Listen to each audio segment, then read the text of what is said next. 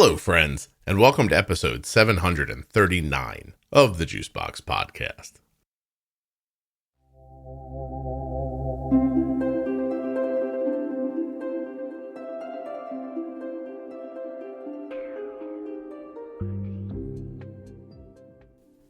Welcome back to the Bold Beginnings series. Today's episode with Jenny Smith and I is all about carbs. I think I'm just going to call it carbs. Carbs. Bzz. Anyway, while you're listening today, please remember that nothing you hear on the Juicebox Podcast should be considered advice, medical or otherwise. Always consult a physician before making any changes to your healthcare plan or becoming bold with insulin.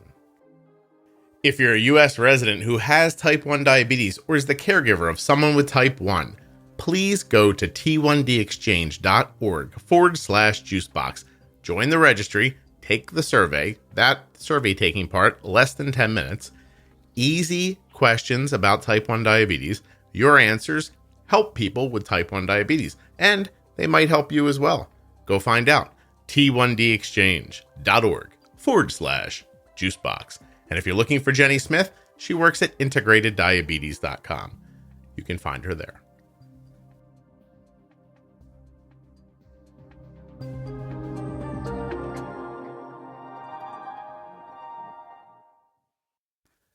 This episode of the Juicebox Podcast is sponsored by the Dexcom G6 Continuous Glucose Monitor. Get started today at dexcom.com/juicebox. The podcast is also sponsored by Omnipod, makers of the Omnipod 5. Learn more, omnipod.com/juicebox. The show is also sponsored by the Contour Next One Blood Glucose Meter, contournext.com/juicebox, and by US Med. Get your medical supplies at usmed.com/juicebox or by calling 888-721-1514. The podcast is also sponsored today by InPen from Medtronic Diabetes. You can find out more about the InPen at inpentoday.com. Last but not least, the episode is sponsored by Gvoke HypoPen, GvokeGlucagon.com/juicebox. Now don't worry, I'm not going to start piling up 17 ads on every episode. I just had a thing this week. So instead of 2 longer ads, you're going to get more shorter ads. Just this one time on this episode right here. I hope you understand and I hope you listen. It's going to be fun. I'm going to try to do them without stopping the recording. It should be crazy. I'm going to need a stopwatch too. Anyway, I'll see you at the ads. We'll see how I can do with this. And to the advertisers, I'm sorry I didn't clear this with you, but things come up. You know what I mean? Be cool. Hello, Jennifer. How are you? I'm great. How are you? I'm doing okay. I am looking through our Bold Beginnings list. We are a little more than halfway through recording, and we're up upon carb guidelines and impact of food, which is how the statements, questions, and concerns sent in by people were categorized by our dear Isabel. So it's a bit of a long list, but I think we can get through it. Cool. If we try. So there's two thoughts here, right? Carb guidelines, like what does that mean? Impact of food, what does that mean? I think we're going to see by listening to people's statements. First one out of the box, all carbs are not created equal. That comes directly from the podcast. So somebody is speaking from a perspective of having been diagnosed, listened to the podcast, and looking back now thoughtfully and saying, what do I wish people would have told me in the beginning? That all carbs aren't the same. Correct. Okay. Now, you and I talk about this, it feels like constantly, to the point where sometimes I'm embarrassed that I don't have other examples when I pull up like 2 foods. There's 2 foods that pop into my head every time, and I'm always like, I should come up with different foods. But that's a conversation I'm having. At least there's consistency there then, right? Yes, my brain is pulling from the same place over and over again. But, you know, the basic idea here is that you're going to be told to either count your carbs and bolus, or you might be told to eat on a schedule or eat a certain amount of carbs. But no one ever explains to you that all carbs don't impact blood sugars the same way. You're taught the number. Right. Right. And that is comforting in the beginning to people. Like, oh, you just count, Right. and that's why you'll hear some people go like real like heavy into like, I bought a scale. It goes down to the like, down to the gram, like if I measure this correctly, that works mostly, but it's not a perfect system, right? Correct. From a different person, counting carbs was a huge stressor for us. We needed easy ways to count carbs, and we needed to understand how different things would hit differently. So let's talk about that a little bit. What do you think is the benefit of telling people that, and what do you think the problem is with telling people that? I think initially the benefit goes along with the first line of information, which is counting carbs, because you have to learn. Many people don't read labels before they're diagnosed, right? They may look at certain things on it, but they're not really looking specifically at carbohydrates and learning how to count the grams of carb. But I do think that along with that conversation, if you're going to show somebody and tell them how important it is to count carbohydrates and give this medicine that could be really heavy in action based on what they know now about food and how the food works with their insulin, you essentially should be telling them or giving a baseline list of these foods are slower, these foods act a little faster, these foods act really, really fast. They may all have the same carb amount based on portion, but they may have a very different onset of action in terms of what you see happen to your blood sugar. So I think a simplified chart, not only for carb counting, which is a really basic, easy concept for the most part. Moving into that, though, the bigger discussion should be about how those carbs could show up differently in terms of your CGM trend, especially, or even finger stick values if you're doing enough of them because you don't have a CGM yet. Yeah. And I think, taking that one step further, if you do have a really good educator, they should really sit down with you and they should ask you, what are you eating? Not give you a random list and you maybe eat 3 foods out of the 50 that are on it. And you say, well, this wasn't very helpful. Sitting down and giving them what you eat or what your child eats and getting feedback on what should I expect of these foods. Do you think that sometimes when clinicians give lists of foods, they see it as an opportunity to change your eating habits to better things? So they write stuff. So the list consists of like broccoli and, things that they're like, I'm pretty sure people don't eat enough broccoli, so we'll put broccoli on the list. There's one that you say all the time that I stop myself from laughing constantly. Quinoa. No one eats quinoa, Jenny. Just you and 4 other people. Right? So tasty. My kids like it. All right, listen. But do you know what I'm saying? Like, I think sometimes they give you the list they wish you ate, not the list you actually ate. Right. Right. And which it is unfortunate. I would say, I don't know. We'd have to ask, honestly, like how many people were really given this random list of stuff that looked like it was supposed to be healthier, but they never really ate, versus just the typical list of carb counts for foods. That's like a general list, right? The 15 gram per portion kind of list. And I can tell you those lists from when I was a kid they're many of them are not like great foods. Many of them are processed. I just find myself wondering how many nurse practitioners who on a Saturday morning hungover eating Honey Smacks would never tell you how to bolus for Honey Smacks. No. So, because it seems like you'd be saying, hey, it's fine to eat a Twinkie. You know what I mean? Instead of saying, look, a Twinkie's not great for you. I could sit for 20 minutes and tell you why not to eat this thing. But I think it's possible you're going to eat it, and it would be nice for you to know how to bolus for it. And I don't think that conversation happens. But I want to go back a little bit to something you were saying a minute ago about how nice it would be to explain to people, here's a list of foods that'll kind of impact at this level. And here's a list that might hit a little harder. Or here's a list that might hit a little quicker, whatever it is. It made me feel like the problem with doing that, if I'm thinking about how to explain things to people, is that you're in this short doctor's visit and now you're going to start telling them that food's not food, this food is Mike Tyson, and this food is Sugar Ray Leonard, and this food is, you know, a 150-pound guy who's only been boxing for 3 days. And, or I don't know how. So I'm trying to think, like, what would you say to somebody? Would you say, look, when you think about speed, there's the kind of speed that a Camry creates. There's the kind of speed that a Mustang creates. There's the kind of speed that a Tesla creates. These are all cars, but the way they generate speed is differently. I don't know how you could say it to someone and explain to them, you're going to eat a baked potato, and it is going to make your blood sugar higher in the future. It might make it really high because of the impact it's going to have, for the lasting effect it's going to have in your system. But it won't jump up in the air like if you took out a ring pop and just started sucking on it.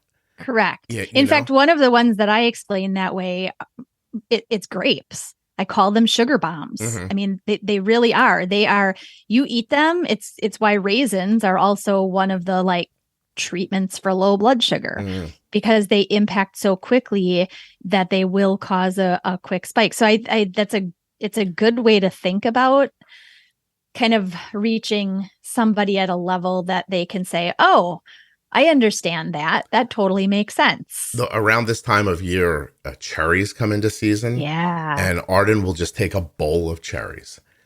And I swear to you, I think sometimes she might take 10, 11 units of insulin to eat a small bowl of cherries, right? It's like she's having a popsicle over and over and over again, like as she's sitting there, right?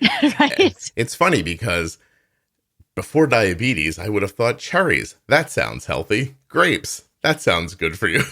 You know, like I didn't pay much attention to nutrition prior to diabetes. I was not raised well in many different ways, but around food was one of them. We were just really broke, you know, like it was like meatloaf night. You got potatoes with that. The next night was chicken. With chicken came green beans. Like we were just, my mom was just trying to make $70 last a week. You know what I mean? Yes. Like she just didn't want us to die, and she didn't want us to be broke. So, you know, like, so it is, I don't know, like so kind of like circling back to it, there has to be a way right now to explain to people that more than all carbs are not created equal. Although after doing this podcast forever, I don't know that that's not the best thing to say, is that you have to be aware that these foods are going to impact differently. And you started to talk about it a second ago, that processed food is going to be more difficult to bolus for than, you know, simple stuff, real food. Yeah. And I mean, to be quite honest, food that is real is not broken down. It hasn't been processed through a factory someplace, transformed into this dinosaur shape that, you know, I mean, I use the phrase, which has been well overused online in describing food, but if my grandma didn't know what it was, then it's probably not real food, or it's probably processed and started out as food. Right.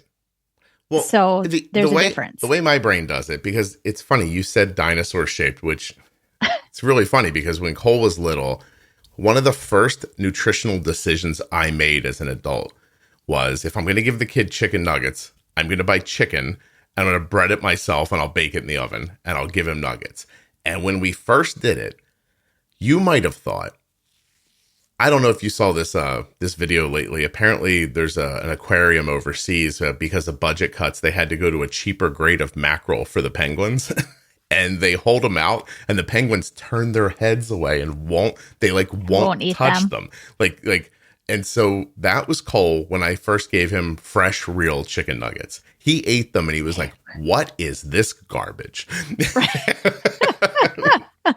I said, Cole, this is just I overspent. I bought chicken breast. I cubed it up nicely. I don't know if you know this, but when you slice meat, there's a direction you can slice that makes it easier to chew, right? Yes. So I went that far, Jenny. Breaded it nicely. I put seasoning on it. What a nice dad you are. Jennifer. You know, and then the kid, he acted like I was trying to give him one of these, you know, cut rate mackerels. And, but after a long time, it just switched. I just noticed how his palate just changed. He doesn't want a frozen dinosaur that somebody said has chicken in it, because I'm not certain it was chicken. You know what I mean? Right. And so we did that, and then we did it in as many places as we could. But my thought here for people, and you were just saying it a second ago, when you look at something, you look at a piece of chicken and somebody says to you, what's in that? Your answer is chicken. Chicken. Yeah. When someone says, that's a grape, what's in that? Your answer is, it's a grape. When somebody says, hey, what's in that Oreo? You don't go, Oreo. Right? Like, let's look at the ingredients on the package. Right. How many are there? Can you read them? Do you know what they are? Right. There are, I don't know how many things, and I don't even mean to just pick Oreos, but anything like that, there's 20, 30 things in there, and you don't know what any of them are. And this is this oversimplified thing I've been hearing people say for decades, and it just becomes more important when you're the one that has to figure out the insulin, not your pancreas, because your body could hammer through a lot of crap. Like, I'm pretty sure we could eat stones and get away with it for a little while. Don't eat stones, but you know what I mean? Like we're not birds, right? Birds eat stones? Some birds, it helps their digestion. If you see birds on the side of the road, it's a totally random thought, but yes, they're like picking stones, and you're like, why is that bird picking through the stones? It's because the stones in the digestive system help to break down. I don't know that it's all birds. So if you are a bird expert, I am certainly not stepping on toes. I know that birds eat stones. Not all of them do. I thought you just said birds because I said penguins earlier. But no. But my point is, first of all, I can't believe I have to say this. Please don't eat stones. Your body cannot process stones. But my point was you could put a lot of crap in yourself, especially when you're younger, and your system can fight through it. It doesn't mean it's good for you, and it doesn't mean you're not going to have short-term or long-term like health effects from it. But I think that thing tricks us a little bit. You know what I mean? Right. Like you go out on a Friday night and you have nachos and this, and you have pizza, and you're drinking beer, and the next day, someone says, are you okay? And the answer is no, I'm not okay. And then more of the answers, you probably shouldn't go in the upstairs bathroom, right. But then 5 or 6 hours later, you feel okay again. And that somehow, I don't know how humans think, Jenny, but somehow we don't think about the time spent in the bathroom clutching the wall. Talking to Jesus. Absolutely. It's almost like our taste buds win out, right? Yeah. The memory of the taste, and maybe even the social experience that went along with the taste, and the enjoyable like eating experience, all of that is more the forefront of the brain, and out goes the experience of the bathroom that you spent 4 hours in. Yeah. We are interesting. Right. And really interesting. And what I see anecdotally is when people are diagnosed with diabetes, their first thought is generally, I don't want to lose my freedom about how I eat. And I don't want you to either. I mean, if you listen to this podcast long enough, you'll know I think you should eat whatever you want. I just want you to know how to bolus for it. So that's what we're talking about here. Whether you're going to eat the Twinkie or have a pile of nachos or eat Jenny's quinoa, or somewhere in between. Right. And I think what it boils down to, honestly, is given like the more newly diagnosed and this information coming to them, carb counting, know that the carb count is it's like the base step, right? Mm-hmm. Now you know how to count how much you're eating. But the next step of that, and very close to it really, is what kind of food is it? Is it a slow action, kind of like a turtle, or is it fast like the hare, right? Yeah. I mean, if you imagine those two just simply, it'll help you make more sense. And then look at what you're already eating. Regardless of what somebody told you should be eating or shouldn't be eating anymore, the easiest thing to not change yet another piece of your life, take what you're eating and see how things look after you eat those foods. Yeah. And you can say, okay, I think this is enough insulin, but it looks like my blood sugar rose up too quickly. Gosh, Scott was right. Maybe I need a little bit more pre-bolus, right? So let's try that. And maybe this is more of a high glycemic food. It's not really so slow or medium like I thought it might be. Mm-hmm. So yeah, it's funny. I'm looking at two different statements here from two different people.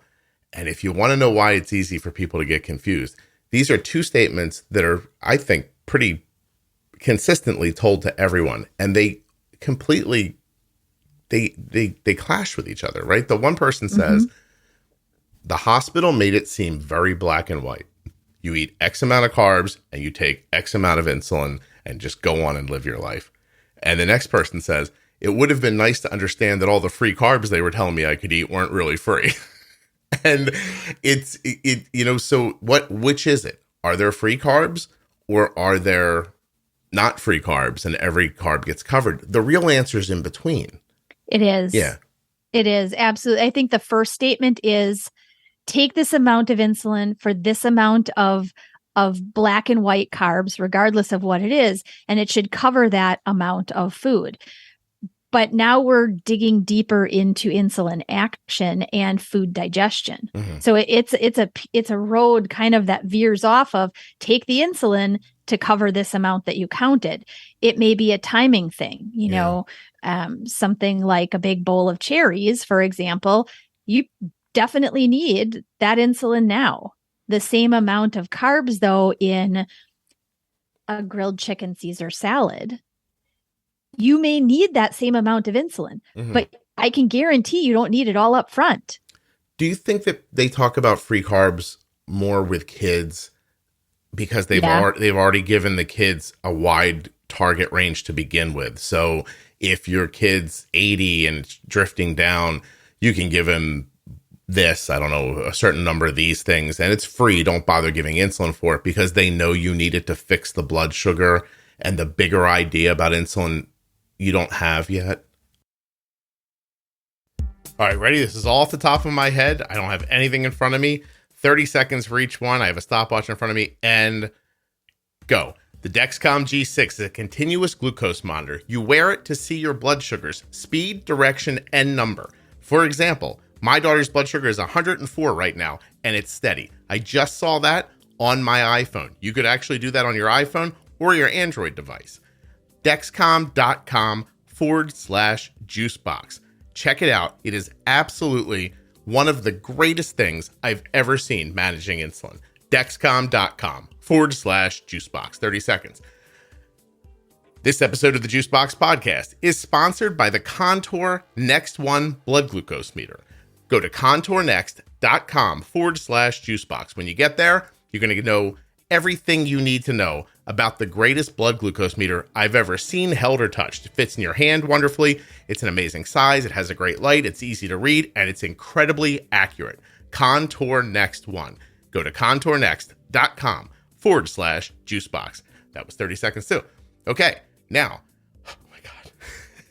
US Med. Go to usmed.com/juicebox or call 888-721-1514 to get your free benefits check.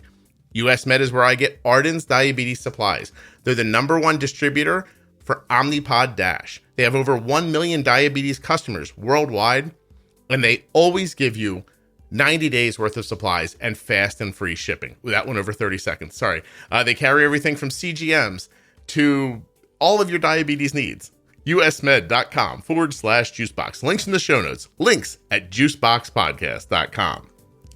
This one's not going to be easy. I have to say certain things. Okay. There's no way I'm going to get this done. Yeah. Do you want it? Uh-oh, I'm screwing up. Do you want an insulin pen? You're not quite ready for an insulin pump, but you'd like to get some of the functionality that insulin pumps offer? If that's you, you're looking for the InPen from Medtronic Diabetes. You can learn more and get started today at InPenToday.com. InPen pairs with an app on your phone to give you much of the functionality that you see with type 1 diabetes and insulin pumps, but you get it with a pen. InPen requires a prescription and settings from your healthcare provider. You must use proper settings and follow the instructions as directed, or you could experience high or low glucose levels. For more safety information, visit InPenToday.com. The Omnipod 5, baby, it's here. Automated insulin delivery system. It is available. Omnipod 5 is the only tubeless automated insulin delivery system that integrates with the Dexcom G6 CGM, and it uses SmartAdjust technology to automatically adjust your insulin delivery every 5 minutes, helping to protect against highs and lows without multiple daily injections. The Omnipod 5 is currently cleared for people with type 1 diabetes, ages 6 and older. And if you have the option, damn it, to control it from a compatible smartphone. Omnipod 5 is also available through your pharmacy, which means you can get started today. Damn. Which means you can get started without the 4-year durable medical equipment contract that comes with most insulin pumps, even if you're currently in warranty with another system. So to get started today with the Omnipod 5, go to omnipod.com/juicebox for full safety and risk information, a list of compatible phones, as well as clinical trial claims data. Go to omnipod.com/juicebox. All right, I don't think I'm going to get this last one in, but it might go a little past the music. You ready? Gvoke HypoPen has no visible needle and is a premixed autoinjector of glucagon for treatment of very low blood sugar in adults and kids with diabetes ages 2 and above. Find out more. Go to gvokeglucagon.com/juicebox. Gvoke shouldn't be used in patients with insulinoma or pheochromocytoma. Visit gvokeglucagon.com/risk. And the bigger idea about insulin you don't have yet? It could very well be. And remember, a lot of kids initially diagnosed are very sensitive to insulin and may have a ratio that's something like 1 unit for every 50 grams of carb. Well, then really, if you're starting out, you don't have a pump yet, and you're using multiple daily injections, and your child wants to eat 5 grams of cucumbers, that's free. Yeah. There is no way to dose for that. Right. Well, I shouldn't say that. You can dose, you can dilute insulin, you can get micro doses of rapid insulin, but that's another regular piece that you'd have to deal with. Yeah. You know, it's funny as we're talking, I think, here are the words that are missing when people are talking to clinicians. Right now, these foods are going to be free, but that probably won't be like that forever. Those things are the things that no one tells you, because as I'm reading we're going through these bold beginnings things, and the thing that sticks out to me most is that what you get told in the beginning really, really sticks in your head. Yes. And then when things morph and change, your honeymoon ends, or your kid gains 20 pounds and all of a sudden a half a unit's not enough to, just tank them completely. Once things change, people hold on to the rules they were given at the beginning, and then the rules in reality don't match any longer. And no one ever comes by and tells them, oh, that's fine. This stuff changes. Be flexible. Excuse me. Yeah. I think also that goes right along with that is it is the concept of change, and people, rightly so, they take the information they've been given as if it's written in stone, and this is not going to shift. Again, some explanation needs to go along with it in terms of especially kids who have very fluxing needs for many, many reasons. Not that a newly diagnosed adult doesn't initially too, but I think more so for kids, especially since their insulin doses may be microscopic to begin with. Free foods for a child who's really residing on just a couple units of basal insulin and really doesn't seem to need coverage at all for meals yet. Yeah. Eventually, those foods that look like they're free will need to get covered. Eventually, as their insulin needs creep up, that 5-gram treat or snack in the afternoon, as their insulin to carb ratio becomes more aggressive, they're going to need some insulin to cover what you didn't really need to give insulin for before. This other thing that happens to people where they get told to eat a certain amount of carbs at a meal, even when they're using a fast-acting meal insulin, that again, I think of as lazy. The description that was given to them, because I think what's really happening is the clinician's saying to them, look, your kid's so small, I don't know how to break this down beyond a half a unit of insulin. So you're going to have to eat 20 carbs so you can give this kid a half a unit of insulin. Correct. But instead, the takeaway from the family is he has to eat 20 carbs every time he sits down. And then they start getting into the well, how do I eat 25 carbs? No one tells me that. So now if I want more than 20, I have to eat 40.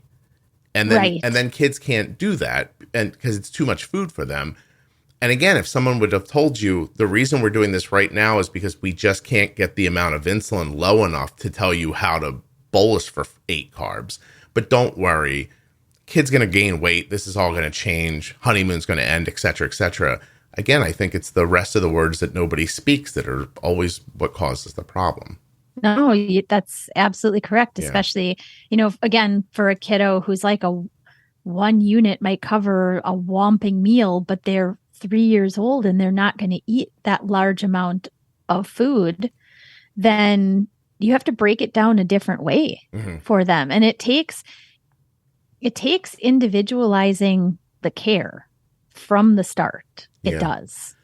What do you think about the idea that most people newly diagnosed are going to be MDI, and that the way I heard somebody tell me the other day that the podcast is about, it's for pumpers. And I thought, I don't think that's true. Like, I think that what we talk about works fine if it doesn't matter how your insulin's getting in. Like, you lose, right? You can't do an extended bolus, without a pump. You can't shut your basal off or jack it up without a pump. Okay. But the rest of the stuff is just about putting in insulin at the right time, using the right amount at the right time. It is. I wonder if some of that timing, though, I can say, I mean, we do refer to things like extended bolus and temp basal, or using, the fancy features of all the other algorithm driven kind of systems that are out there. But from a timing perspective, it covers both bases. It covers MDI and it also covers pumping. But in a sense, you have to be okay with potentially giving more injections on MDI, right, in order to cover the food the way that you want and get the sort of out, the aftermath covered the way that you need it to be. You can do this. You can do that. And from the beginning, again, we've talked about this in stacking, right? From the beginning, people get scared of stacking their insulin, and they need to learn from the get-go that if you're going to eat little bits, as many little kids do, a little here, a little here, a little here, you may have to figure out how to get the insulin in the right amount to cover that little bits of nibbles along the way. Yeah. I have this thought from this person here that I kind of don't see how it fits into this conversation completely, but it is really interesting to me. So I'm going to mark it and come back to it at the end. There. Oh, yay. Okay, hold on. We were told snacking under 15 carbs was free. So this person was just told anything under 15 carbs was free, not just certain foods. Like, you can have a cheese stick, or you can have chicken or something like that. I wonder what their initial dose of insulin was like because I mean, 15, as we've the 15-15 rule, like, right? Anything under 15 is free, but I can use 15 to treat a low blood sugar.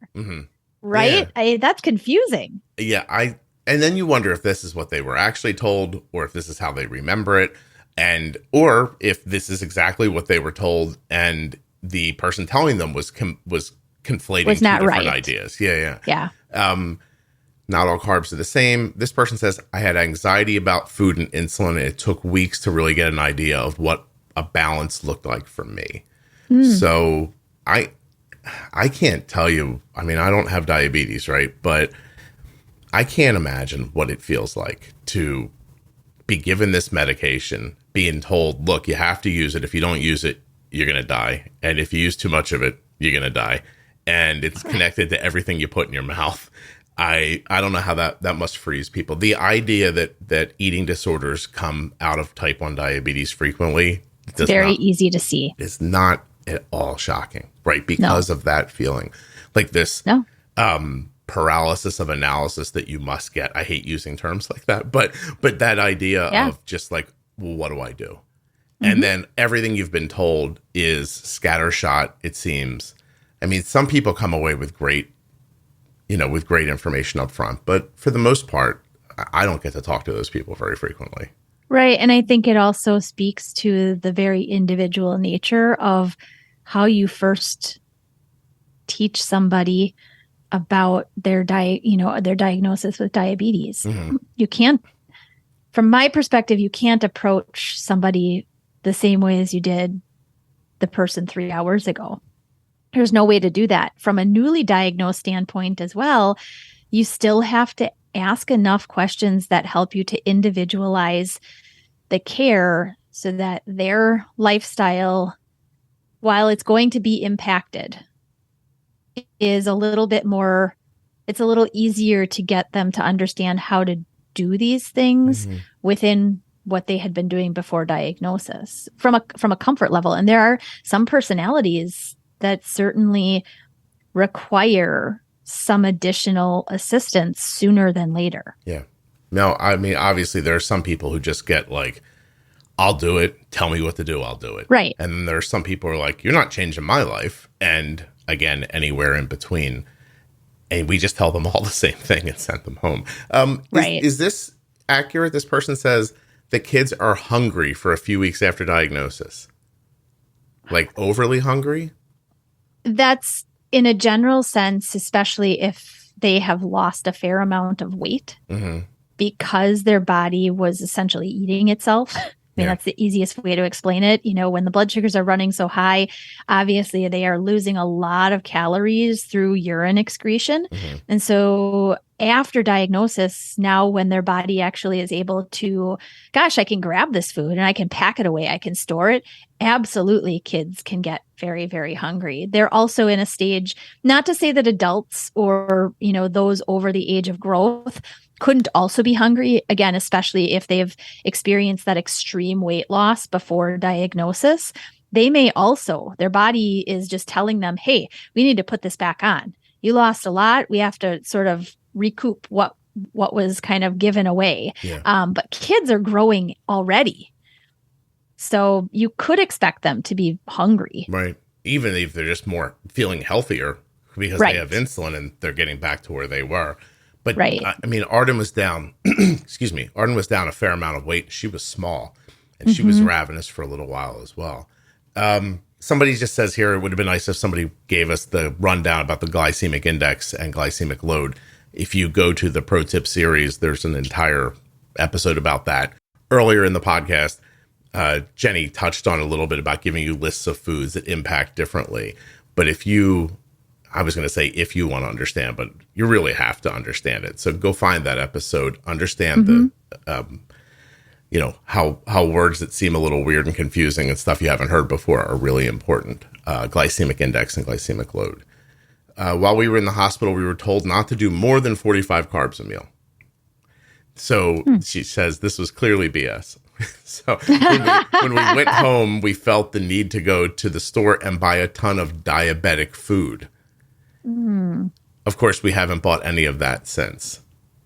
So it's just an insight, Jenny, into how saying something to someone incorrectly or not conversating with them to make sure they understand your intent can send people down these crazy rabbit holes. I don't know that people can afford to go to the grocery store and spend hundreds of dollars refitting their home only to find out later that Magic Spoon cereal tastes like not good. I'm sorry for those of you who like it. I like Magic Spoon cereal. It's the one processed thing. And I will say it is processed. I mean, there is no doubt about it.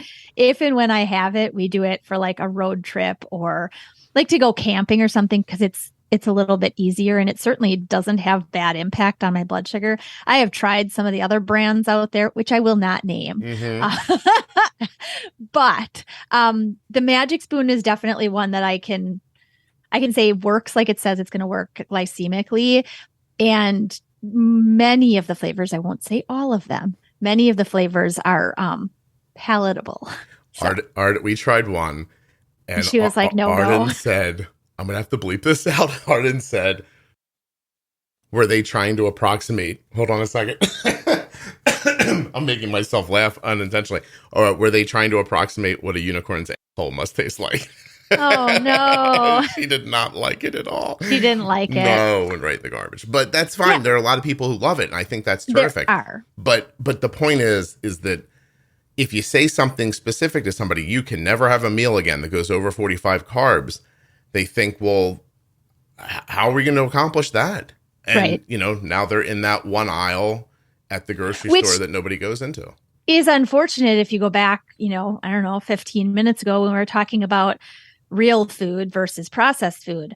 All of the food that is labeled diabetes friendly or whatever they're calling it now, it is processed. Yeah. There is nothing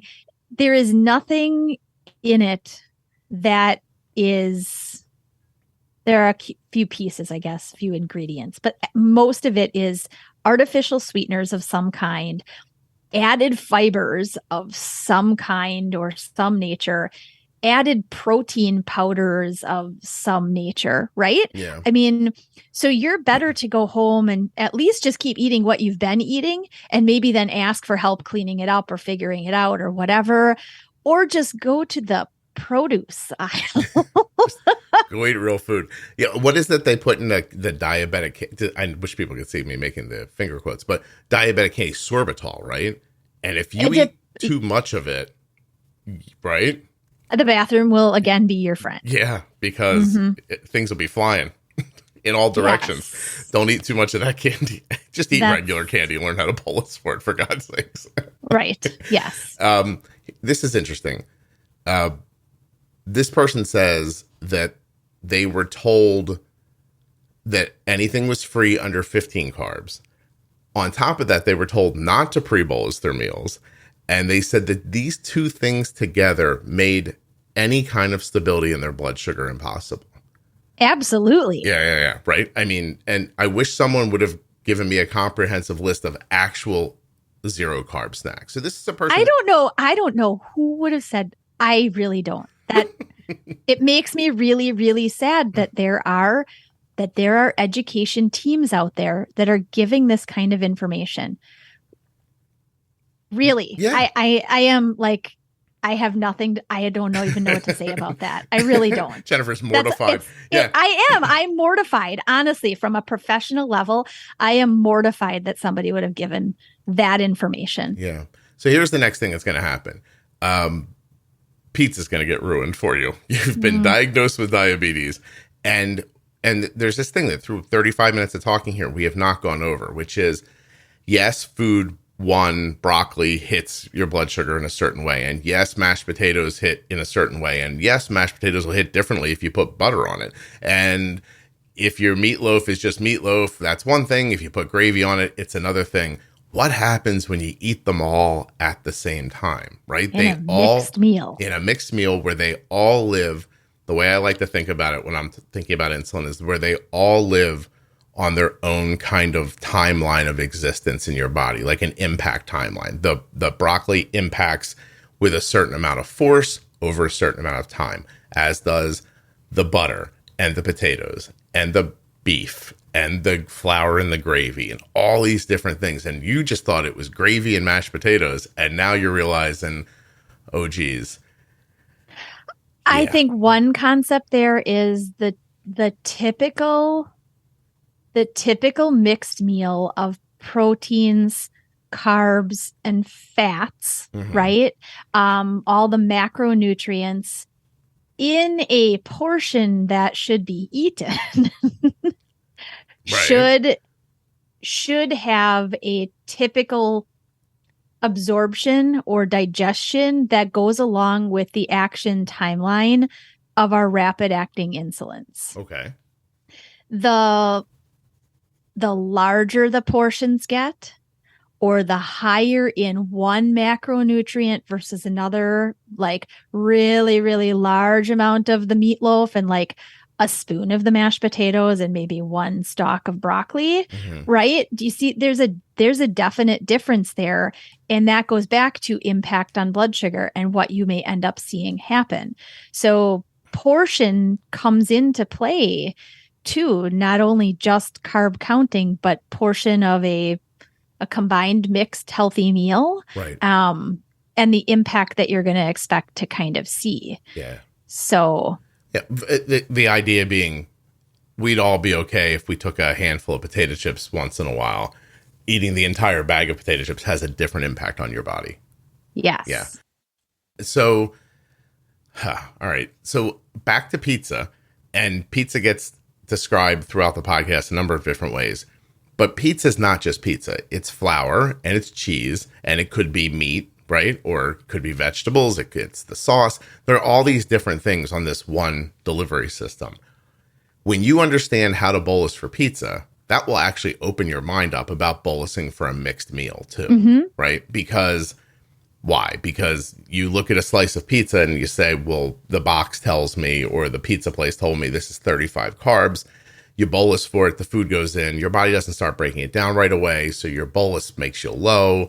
Then you end up drinking a juice because you get so low. And then all of a sudden, 45 It all minutes hits later, you. the pizza hits you. And now you're lost because the insulin you put in was for the pizza. You didn't cover the juice because you were low, et cetera, et cetera.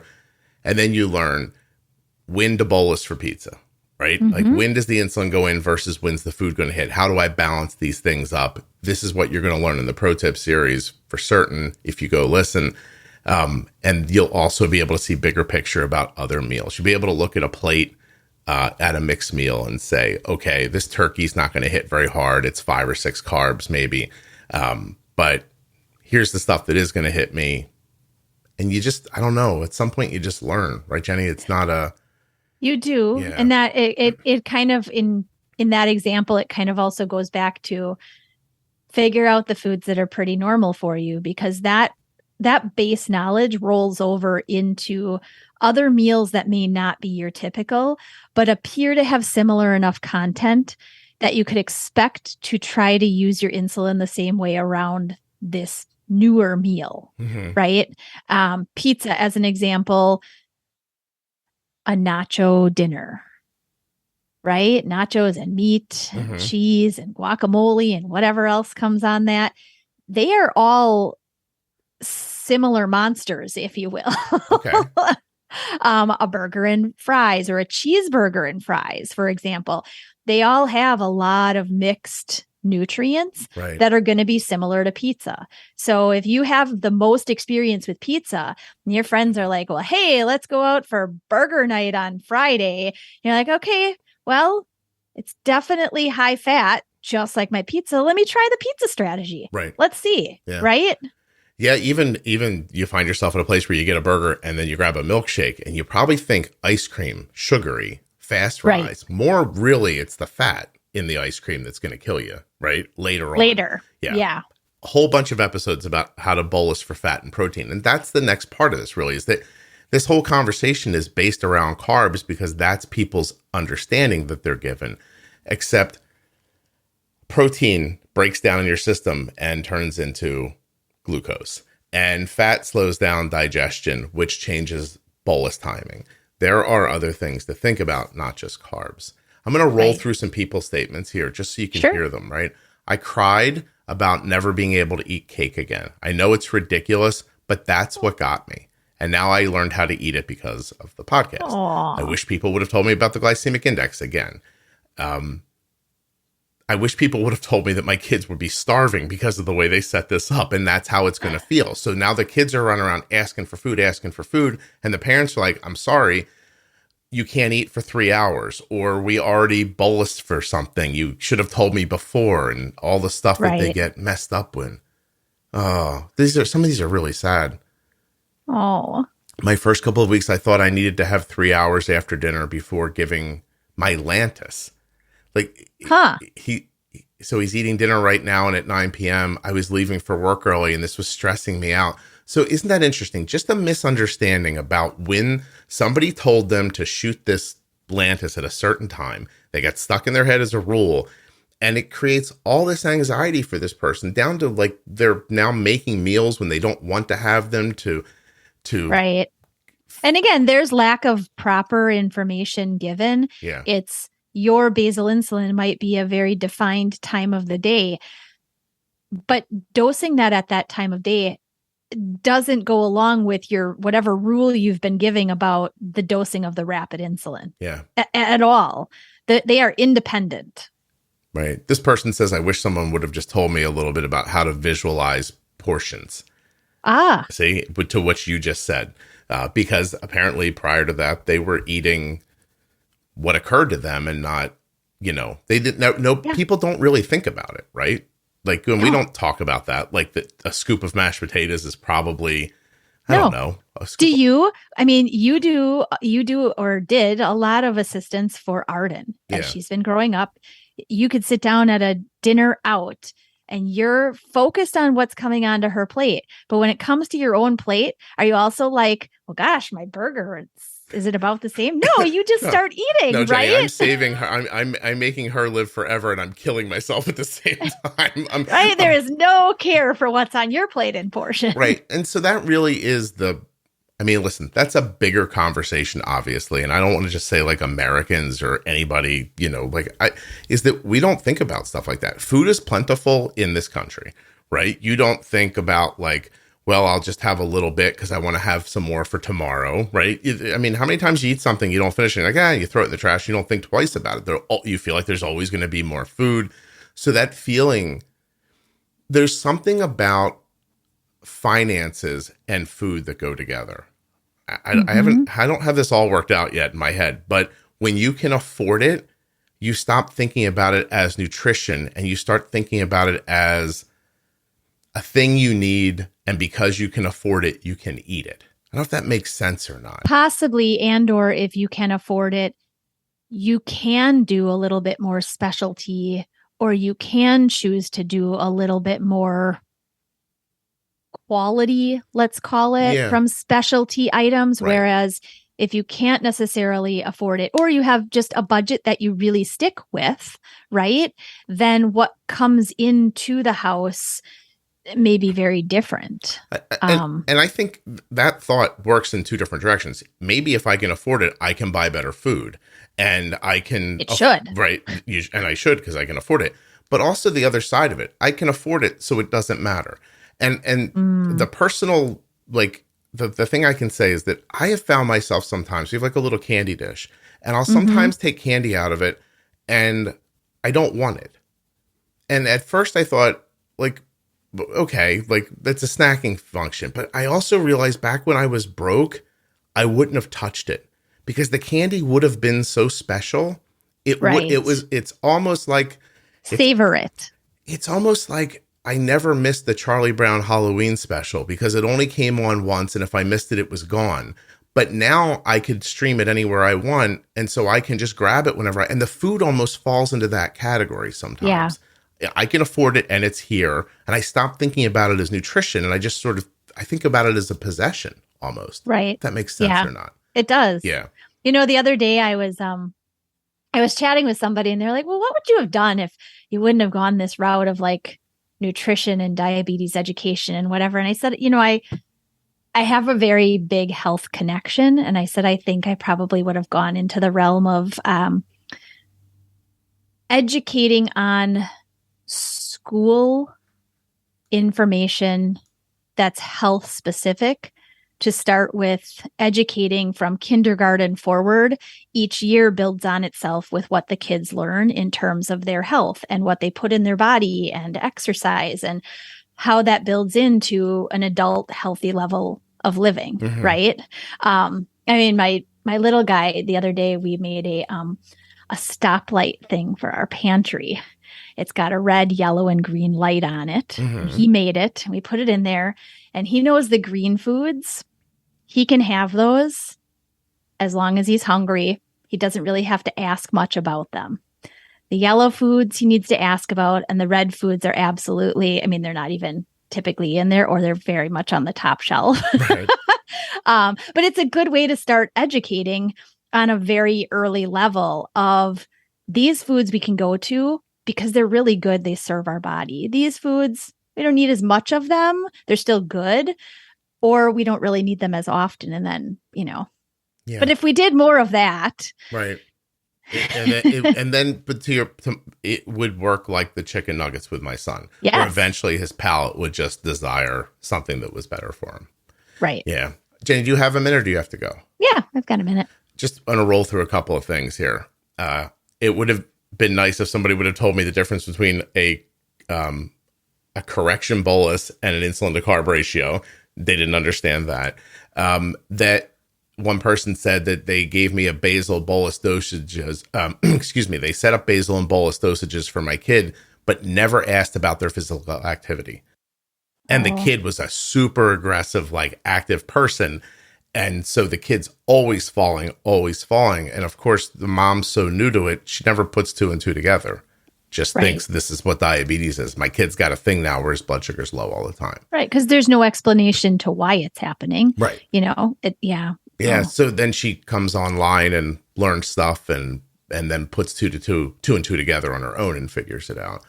The last thing was, I said I was going to go back to something. Oh, yes. I don't know what it was because you didn't say No, what I have it here. I'm sorry. I'm wrapping my head back around it again. She was just talking about that prior to insulin, her whole understanding of medications was in pill form.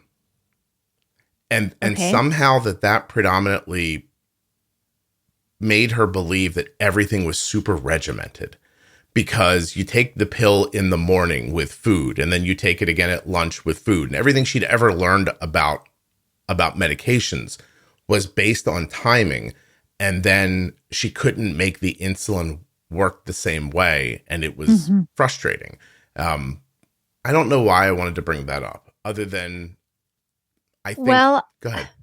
I wonder if the person is an adult who was diagnosed initially with type 2 diabetes. No, it's for a kid. She said the beginning of the statement is, my kid was starving because I was trying to keep a schedule. So therein, again, should have been better explanation in terms of timing of insulin. It really is, because oral medications, or even some other injectable medications, they all have a timeline of action from time of giving to expected time to give the next dose, right?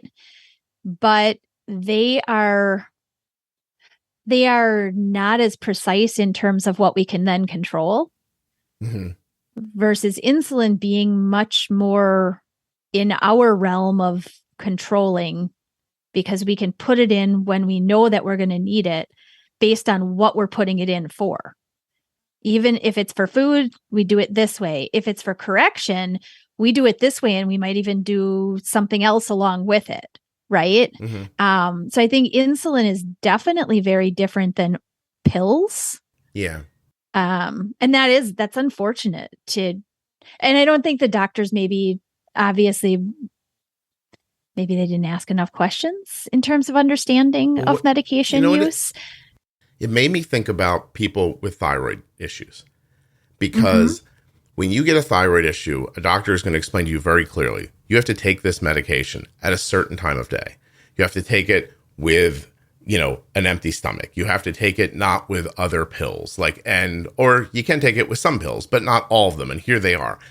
Because if you don't, your body will not take up that medication correctly, and you're going to have a deficit that will come on you slowly, and you'll just sort of, your functionality falls apart, and you don't see it happening because it happens so slowly.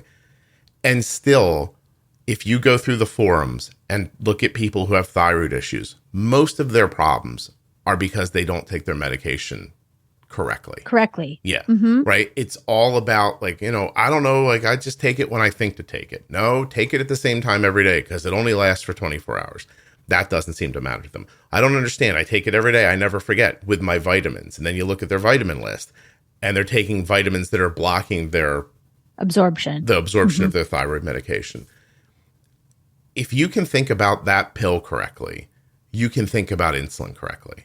And because insulin's not going to work the same in every situation. And in the beginning, that seems incredibly overwhelming. But if you, I can't believe, I mean this the way I mean this. If you listen to the podcast, you'll understand those different situations eventually. And not because the podcast is magical, but because you'll hear conversations and scenarios and experiences that will eventually teach your brain, like the stop and go light that your son made, that I'm going to do this thing because this thing is what works for me. It's not because you've beat it into your head, or you wrote it down, or you remembered. It's because it happens. You just do the thing because it's the right way to do it, and you've heard it enough times where that's how it happens. Well, I think the biggest thing too within many of the episodes, actually I'd say all of them, is something to do with a variable. You're right. Yeah. It is. So if you pay attention and learn, whether it's learning from somebody else's experience and saying, well, I have this same sort of lifestyle, maybe I could give that a try, or that sounds like it would work better. Maybe this is why it's not working for me, right? Well, that you said that, I skipped over a statement from a person here who said, I wish someone would have just told me that breakfast will have a different impact every day, even if I eat exactly the same thing. And I thought, I don't want to go through that because that's not really true. It feels like that because that's what you see. You see that I put the insulin in at this time, they ate the same food, and then something different happened. But you don't see how much insulin did they have overnight. Is this a moment where there is a growth spurt or there's not a growth spurt? Is my period happening? Is my period not happening? Was I very active yesterday or very sedentary? All of those variables. People who ask questions like that in the beginning, they don't see that. The truth is that the meal and the food, that didn't change. Something else changed and you don't realize it. Maybe you're on a pump and you're at the end of a pump site and it's going bad. Or maybe you're on an algorithm-driven pump, and because settings aren't quite navigated appropriately, the system is doing one thing some mornings, giving you a load of insulin, getting you ready, and so your aftermath of breakfast looks a lot better versus taking away, and now you're left with, this deficit of insulin, and then things look the opposite of what you really wanted. Yes, there are so many variables. Yes. And the only way to learn them is to live through them and to not put yourself in that exact mindset of that question, which is why I didn't ask that question out loud, because I don't want people to think that. I don't want them to think that diabetes just magically happens to them, because yes, there's nothing magical about it. Right. It's all pretty, it all happens for a reason. The reasons are hard to see. And again, you keep listening to people's conversations and they say something and finally it pops in your head. You go, oh my God. And then you relate it to something in your own life. And before you know it, that's another thing you've got in your tool belt that you don't have to wonder about ever again, because it's just there when you reach for it. So anyway, I thought this was a great conversation. I appreciate you having it with me. I did too. Absolutely. Thank you. A huge thanks to you all for listening and to Jenny for coming on the show. I'd also like to thank InPen from Medtronic Diabetes and remind you to go to inpentoday.com, usmed.com/juicebox or 888-721-1514. Get your free benefits check today. Don't forget the Contour Next One blood glucose meter is available at contournext.com/juicebox. To get the glucagon that my daughter carries, go to gvokeglucagon.com/juicebox. Omnipod 5? Are you interested? Or the Omnipod DASH? Doesn't matter which one you want. You get them at omnipod.com/juicebox. And get the Dexcom G6 continuous glucose monitor at dexcom.com/juicebox. I appreciate you guys putting up with all that today.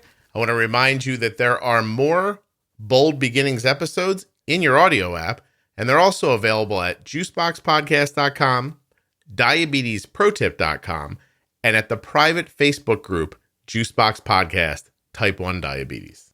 The Bold Beginnings episodes begin at episode 698, Defining Bold Beginnings, then at 702, Honeymooning, 706, Adult Diagnosis, 711, Terminology Part 1, 712, Terminology Part 2. Episode 715 is Fear of Insulin, 719, the 15-15 Rule, 723, Long-Acting Insulin, 727, Target Range, 731, Food Choices, 735, Pre-Bolus, and today's episode, Carbs. There are more coming. Check them out. They'll be there in your audio apps on Friday for subscribers. They just pop up if you're a subscriber or a follower, by the way, in whatever app you're listening in. It'll just magically be there. So subscribe and follow. Follow and subscribe. Thank you so much for listening. I'll be back very soon with another episode of the Juicebox Podcast.